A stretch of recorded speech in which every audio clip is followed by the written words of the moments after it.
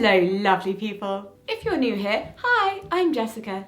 I'm British and I live in the United Kingdom, and even if you do too, you may not know the difference. So today I'm going to be running you through why exactly we're such a confusing country. Religion. Subscribe for more educational and amusing content. By the way, thank you for following along with Vlogmas so far, and please don't forget to go over to my Instagram and comment on my outfit of the day picture to be in with a chance of being sent a personalised Christmas card. And yes, that is a delightful picture of my wife and I. I love them. In today's video, I will be greatly aided by this very helpful graphic from Wikimedia. Yeah, I'll leave a link in the description as well.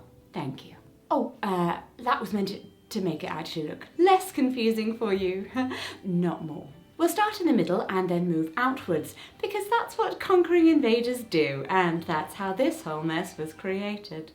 I feel guilty already. This is England. It used to be a number of countries, but around the 10th century they realised that was a bit much. And also there was a guy called Athelstan who was great at organising stuff and not dying long enough to make a difference.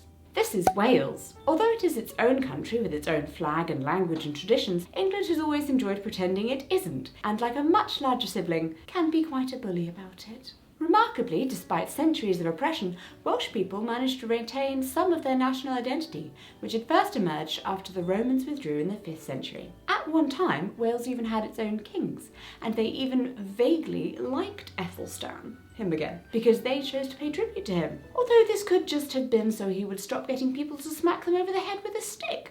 The history books are unclear.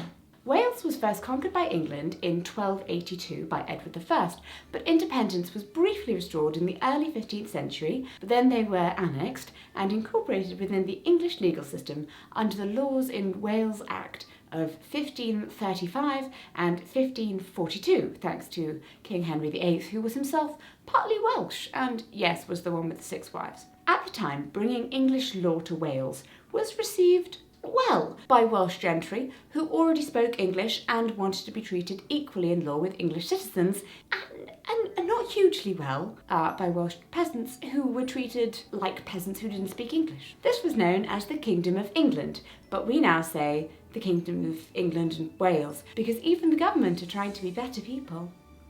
Many horrible things happened to Wales and to Welsh people in an attempt to crush down their distinctive culture and language, but admirably, with a population of currently only around 3 million, they have managed to hold their own and keep their traditions alive. No thanks to the English. You're going to hear that a lot. Yeah, English people have a lot of guilt. We then move on to the third country that makes up Great Britain, Scotland. Another independent country that England ate and then felt mildly bad about, but not bad enough to actually let it go and do its own thing. Scotland emerged as an independent sovereign state in around the 5th century and continued to be such, often going to war with England until the early 18th century, because 100 years prior to that, the English Queen had died without children and was thus succeeded by her Scottish cousin. See my Mary Queen of Scots video for more on that. Link in the card above, meaning that the monarchs became the King of England and Scotland. They only kept this up for a bit because it was confusing having 2 different countries to rule, and the English government liked to take things that aren't theirs, so. Scotland entered its political union in 1707, created the new Kingdom of Great Britain. That's the centre bit of this diagram. So there we go, Great Britain, GB. That wasn't so hard, right? It's just that one island. No, yeah, it's gonna get more confusing. The United Kingdom was created in 1801 when the aforementioned Great Britain entered into a political union with the Kingdom of Ireland. Now, Ireland, the island, yes the whole thing, was already a kingdom of the English monarch, much like Scotland, but from even earlier.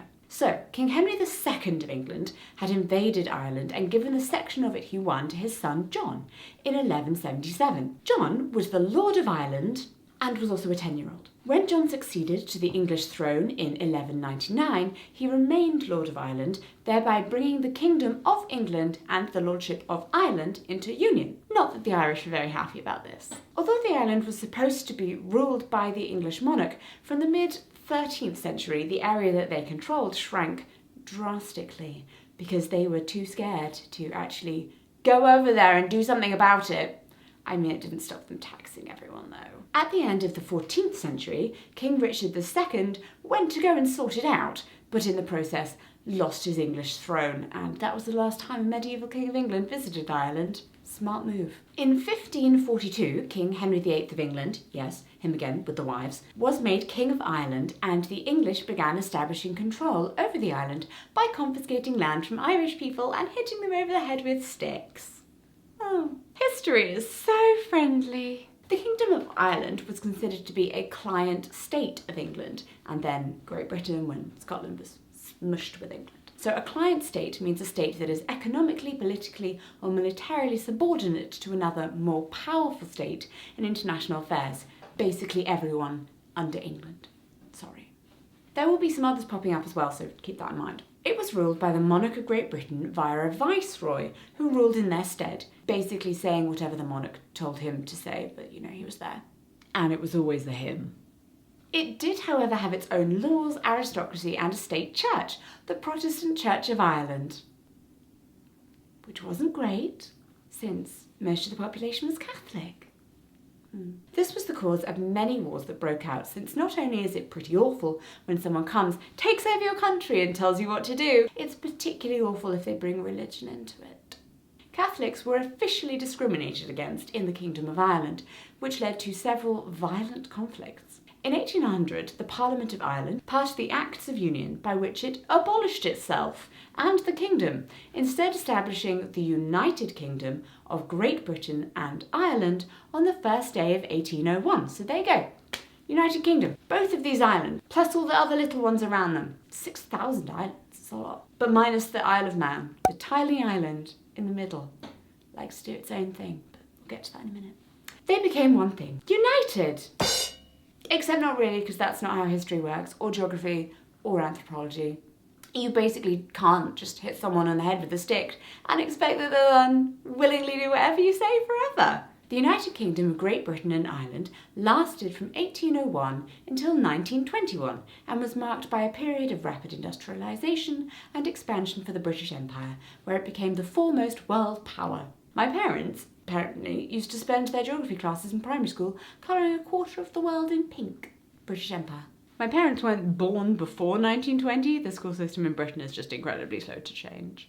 The British also weren't great when it came to looking after their own subjects, as shown by the Great Irish Famine from 1845 to 1849, when around 1 million people died and 1 million more emigrated from Ireland, causing the island's population to fall by 25%. The famine was exacerbated by government inaction and led to an increase in desire for Irish self-governance, and eventually the Irish War of Independence, which resulted in most of Ireland succeeding from the Union and forming the Irish Free State in 1922. Why not all of Ireland? Well, that is a long and complex issue that someone more qualified than me will be happy to explain to you in another video. Find an Irish person. But to cut short an incredibly lengthy explanation, the top bit of the island, to the left, is called Northern Ireland, and the bottom larger part is the Republic of Ireland, and this means that the United Kingdom was renamed the United Kingdom of Great Britain and Northern Ireland in 1927. Although this long title is rarely used, and instead we just tend to refer to our country that is actually a number of countries as the UK. So in summary, Great Britain is the island on the right. It's made up of England, Wales and Scotland. Ireland is the island on the left. It's made up of Ireland and Northern Ireland. The United Kingdom is the political unit of England, Wales, Scotland and Northern Ireland. The British Islands are the United Kingdom plus 3 tiny islands, the Isle of Man, which is a self-governing British Crown dependency of around 80,000 people between the island of Ireland and the island of Great Britain, and, fun fact, in 1881 the Isle of Man's Parliament became the first national legislative body in the world to give women the right to vote in a general election, although they excluded married women. Jersey, another small island and British Crown dependency, but slightly bigger with just over 100,000 people, and a lot closer to France than it is to the British mainland. And Guernsey, 60,000 people who are only marginally further away from France. The 3 islands, along with Sark and Alderney, but they're both really small, are again not part of the UK, even though they are British. The British Isles is a collective term used for Great Britain, Ireland and the over 6,000 small islands surrounding them. And to anyone from the Republic of Ireland who is offended by the inclusion of Ireland, the island in the British Isles, I see your pain. But also, the islands are grouped together. Granted, British Isles is in itself an antiquated colonial term that should have ceased to apply to Ireland once it withdrew from the Act of Union in 1922. But yet, like many things from the British Empire, the Union Jack, afternoon tea, racism and general warmth towards the Queen, one of these things is not like the other. It continues! The word British is the issue though, because although it can be used to describe all of the islands and countries that sit within English, Welsh, Scottish and Irish sovereignty, the Republic of Ireland is not within Great Britain, which it's called Great Britain because during the Middle Ages the name Britain was also applied to a small part of France because the King of England was actually French. That's actually now known as Brittany. As a result, Great Britain came into use in reference specifically to the bigger island bit. By the way, I am posting this before the UK election on the 12th of December 2019 and Scottish independence has been a hot topic, so maybe by the time you're watching this, the UK looks different. I really hope you've enjoyed this video. It's surprisingly hard to talk through whilst attempting not to offend anyone. Does the area you live in have any interesting naming quirks you want to explain? Are you Dutch? I feel like my geography class lied to me about the difference between Holland and the Netherlands. Thank you for watching and I shall see you in my next video.